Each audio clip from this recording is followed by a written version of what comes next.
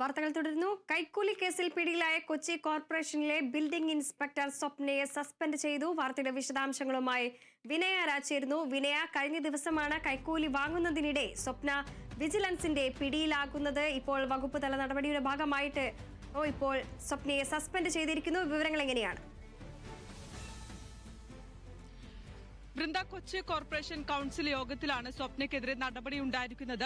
പ്രധാനമായും കഴിഞ്ഞ ദിവസമാണ് കൈക്കൂലി വാങ്ങുന്നതിനിടെ സ്വപ്നയെ വിജിലൻസ് സംഘം പിടികൂടിയിട്ടുണ്ടായിരുന്നത്. അതിന് പിന്നാലെ റിമാൻഡിൽ കഴിയുകയായിരുന്നു. 14 ദിവസത്തെ റിമാൻഡിൽ കഴിയുകയായിരുന്നു. ഈ റിമാൻഡിൽ തുടരുന്നതിനിടെ തന്നെയാണ് ഇപ്പോൾ മേയറിന്റെ ഭാഗത്തു നിന്നും ഒരു നടപടി ഉണ്ടായിരിക്കുന്നത്.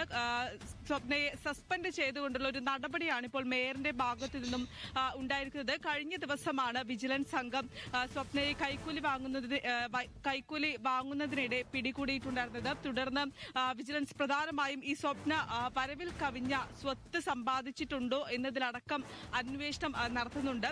തുടർന്നാണ് റിമാൻഡിൽ പോയിട്ടുണ്ടായിരുന്നത്. 14 ദിവസത്തെ റിമാൻഡ് കാലാവധിയിലായിരുന്നു.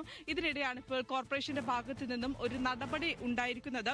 പ്രധാനമായും കഴിഞ്ഞ ദിവസമാണ് ഇതുമായി ബന്ധപ്പെട്ടുകൊണ്ട് തന്നെ കൈക്കൂലി വാങ്ങുന്നതിനിടെ പിടിയിലായിട്ടുണ്ടായിരുന്നത്.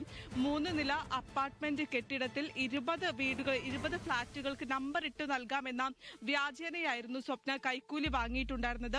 പിന്നാലെ തന്നെ പരാതിക്കാരൻ ജനുവരിയിലടക്കം തന്നെ അപേക്ഷ നൽകിയെങ്കിലും പല തവണ അപേക്ഷ നൽകിയെങ്കിലും അതൊന്നും തന്നെ അതിലെല്ലാം തന്നെ നടപടി വൈകിപ്പിക്കുന്ന ഒരു സാഹചര്യമായിരുന്നു ഉണ്ടായിരുന്നത്. തുടർന്ന് സ്വപ്ന നിർദ്ദേശിച്ച മാറ്റങ്ങൾ വരുത്തി. ഈ മാറ്റങ്ങൾ വരുത്തിയിട്ടും സ്വപ്നയുടെ ഭാഗത്ത് നിന്നും ഒരു നടപടി ഉണ്ടാകാത്ത സാഹചര്യത്തിലാണ് പിന്നീട് വിജിലൻസിന് പരാതി നൽകിയിട്ടുണ്ടായിരുന്നത്.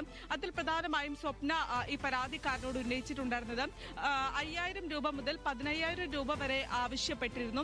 ഇത് കേട്ടതോടെയാണ് പരാതിക്കാരൻ പിന്നീട് വിജിലൻസിനെ സമീപിക്കുന്നതും പരാതി നൽകുകയും ചെയ്തിട്ടുണ്ടായിരുന്നത്. 2019 തൃശൂർ കോർപ്പറേഷനിലായിരുന്നു സ്വപ്ന ആദ്യമായി ജോലിയിൽ പ്രവേശിച്ചിട്ടുണ്ടായിരുന്നത്. തുടർന്ന് 2023 കൊച്ചി കോർപ്പറേഷനിൽ ജോലിയിൽ പ്രവേശിക്കുകയായിരുന്നു. പിന്നീടാണ് ഈ സാമ്പത്തിക ഇടപാടുകളടക്കം തന്നെ നടത്തിയിട്ടുണ്ടായിരുന്നത്. അതിന്റെ അടിസ്ഥാനത്തിലാണ് പരാതി നൽകുകയും ഈ പരാതിയുടെ അടിസ്ഥാനത്തിലാണ് വിജിലൻസ് ഇപ്പോൾ വന്ന് വിജിലൻസ് കഴിഞ്ഞ ദിവസം അറസ്റ്റ് ചെയ്യുകയും അടക്കം ചെയ്തത്. തുടർന്ന് ഇപ്പോൾ റിമാൻഡിൽ തുടരുകയാണ്. അതിനിടെയാണ് ഇന്ന് കൌൺസിൽ യോഗം ചേരുന്നപ്പോൾ മേയറുടെ ഭാഗത്തു നിന്നും ഒരു നടപടി സ്വപ്നയ്ക്കെതിരെ ഉണ്ടായിരിക്കുന്നത്. വൃന്ദ. ശരി വിനയ.